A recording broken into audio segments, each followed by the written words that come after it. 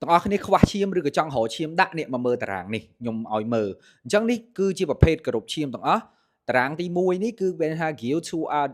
to the គ្រប់នឹងបានថាឲ្យ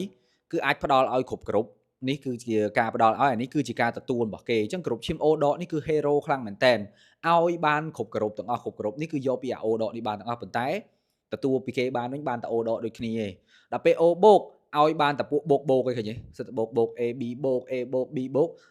ហើយទទួលមកវិញគឺបានតែ O ដកមួយ O បូកដូចគ្នាបានតែ2ឯងអញ្ចឹងពី A ដក A បូក B ដក B បូក A B បូក A B ដកអីហ្នឹងគឺអ្នកនរមើលតាមតារាងហ្នឹងហើយអ្នកដែលស្រួលរស់ជាងគេគឺ A B បូកនេះឃើញទេគឺ A B បូកនេះបើសិនជាឲ្យបានតែ A B បូកដូចគ្នាឯងប៉ុន្តែបើទទួល all ម៉ៅ all ហ្មងទាំងអស់នេះគឺគាត់យកបានទាំងអស់អញ្ចឹងណាគឺវាអត់មានការប្រឆាំងគ្នាដែលធ្វើឲ្យមានការបែកក្របឈាមឬក៏មានបញ្ហាអីអញ្ចឹងតើអ្នកគ្នាអាចមើលតារាងនេះបានអាច screenshot ចុច share អីអញ្ចឹងទៅ